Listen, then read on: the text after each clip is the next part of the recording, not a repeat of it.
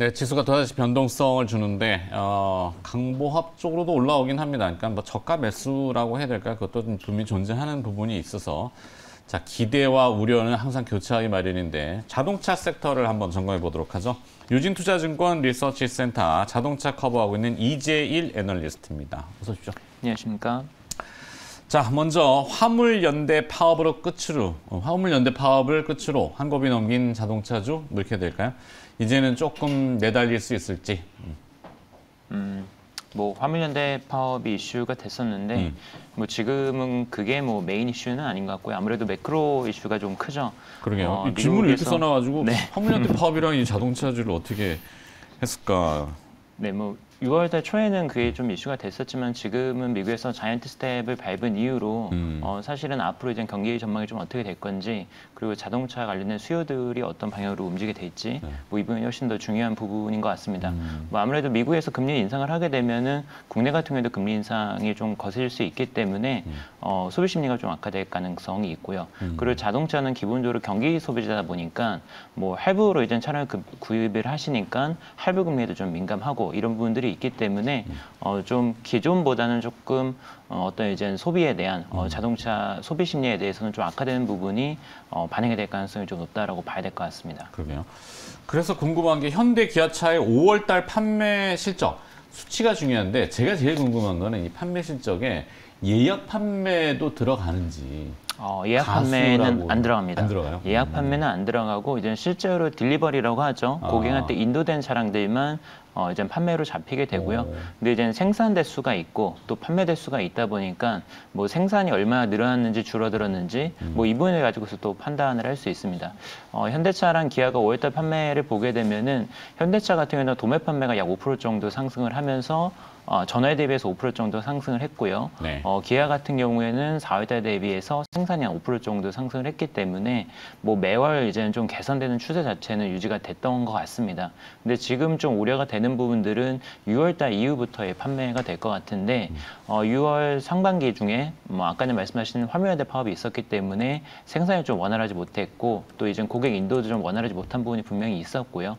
그리고 미국 자이언트 스텝 이후로 소비 심리가 좀 악화가 됐다. 그러니까 이제 소비자분들도 이제 차량 구매 시기를 좀 늦추시는 거죠. 그래서 아무래도 그 부분이 좀 영향이 있을 거기 때문에 6월 판매 실적은 전년 동기 대비로는 아마 많이 개선이 됐을 겁니다. 작년 6월달 판매가 안 좋았기 때문에. 하지만 기대만큼 그렇게 좋은 판매 실적이 나오기는 좀 힘든 상황인 것 같습니다. 자, 근데 또 일론 머스크가 현대 기아차를 칭찬했다고요? 몇 번 다루긴 했는데 진짜 칭찬한 겁니까? 북미 쪽 수출에 대해서 호조를 보이고 있나? 그러니까 지금 뭐 미국 전기차 시장을 보게 되면은 사실 현대 기아차가 미국 시장에서 EV 시장 점유율 2위를 할 거다 이렇게 좀 예상을 하기가 쉽지 않았을 텐데 1분기 기준으로 시장 점유율 9%를 기록을 하면서 2위에 기록을 했습니다.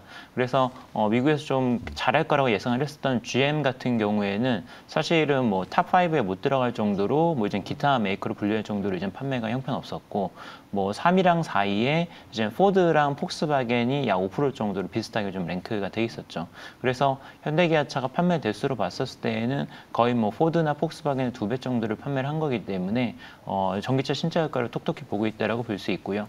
EV6랑 아이오닉5가 미국 시장에 투입이 되면서 소비자 반응을 봤었을 때 굉장히 이제 기존 완성차들 중에서는 그래도 좀 월등히 좀 뛰어난 경쟁력을 보여주고 있다라고 보이기 때문에 뭐 그런 거는 이제 긍정적으로 볼 수 있을 것 같습니다. 네.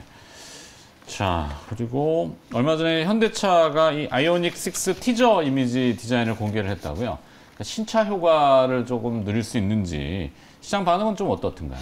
지금 뭐 아이오닉 6 디자인이 좀 공개가 되고 나서 약간 좀 호불호가 좀 갈리는 부분이 있는 것 같아요. 왜냐면은 5도 굉장히 수려하던데. 네, 뭐 5도 이제는 기대감이 굉장히 높았었는데 사실은 막상 출시가 되고 나서는 좀 많이도 이제는 기대했던 데 부응한 부분도 있고 좀 못한 부분도 있는데 이 아이오닉 6 같은 경우에는 사실 2020년도에 프로페시라고 하는 컨셉트카로 공개가 됐었던 모델을 기반으로 한 전기차 신차고요.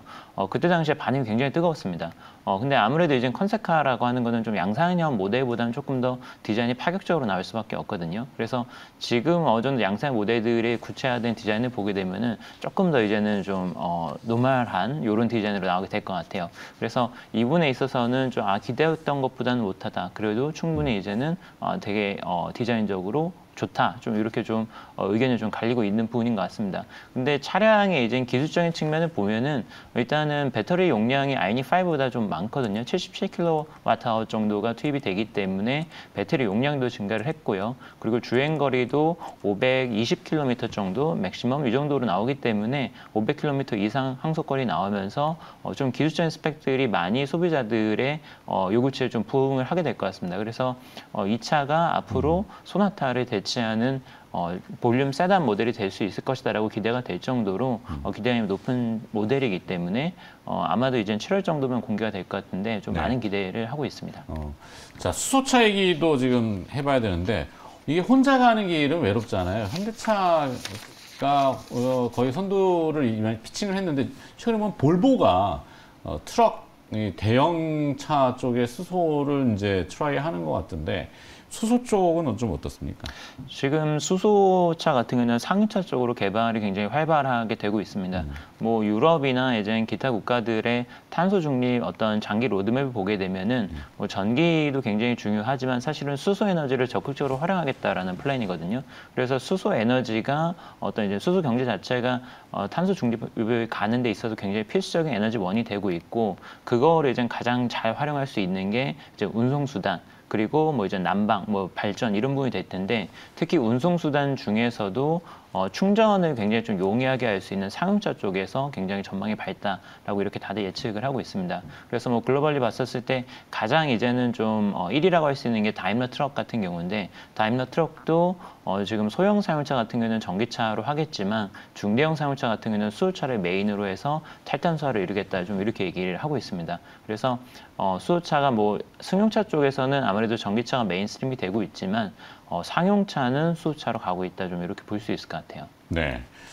자, 현대차가 그 질문을 좀 섞어서 해야 될 것 같은데 현대차 중국향 수소차 넥소를 연내 출시한다고 밝혔는데 중국 시장 확대 기대감이 좀 있는지 그리고 자동차 부품주에 대한 전망 최선호주 이걸 함께 묶어가지고 해주셔야 돼요. 일단 뭐 중국 시장은 뭐 넥소를 출시한다고 해서 뭐 바로 이제 반전이 있을 것 같지는 않고요. 약간 좀 뭐 총체적인 이제 포트폴리오 문제도 있고 어떤 중국 시장에서의 어떤 사업 비즈니스 재구조화 이런 문제도 있기 때문에 넥소 출시만으로는 뭐 시장상이 바뀌지는 않을 것 같습니다. 그리고 특히나 수소 승용차는 지금 전기차가 아무래도 메인스트림이 되다 보니까 시장에서 소비자분들이 이용하기 용이하지는 않습니다. 뭐 수소 충전소도 이제 인프라도 아직까지 좀 부족한 상황이기 때문에 그래서 뭐 그게 아주 큰 트리거가 될 걸로 좀 예상하고 있지는 않고요. 부품주를 말씀을 드리면은 사실 지금 말씀드린 것처럼 좀 매크로 이슈가 있고 그리고 앞으로 수요 전망에 대해서 불확실성이 좀 커지고 있기 때문에 사실 이런 국면에서는 부품주들이 변동성이 굉장히 큽니다. 완성차 대비해서 변동성도 크고 또 하락세가 나타났을 때에는 조금 더 큰 폭으로 하락하는 그런 가능성이 높기 때문에 단기적으로 좀 보수적인 대응이 좀 필요할 것 같고 특히나 이제 완성차들이 가격에 대한 방어력이나 어떤 이제는 수익성 방어력이 가장 높기 때문에 완성차를 중심으로 대응을 하시는 거를 추천을 드립니다. 네. 외부 환경에 좀 영향을 받기 시작했다. 이게 포인트인 것 같은데 좀 지켜볼 수밖에 없겠네요. 자, 자동차 업종 얘기 들어봤고요. 유진투자증권 리서치센터 자동차 커버하고 있는 이재일 애널리스트였습니다. 고맙습니다.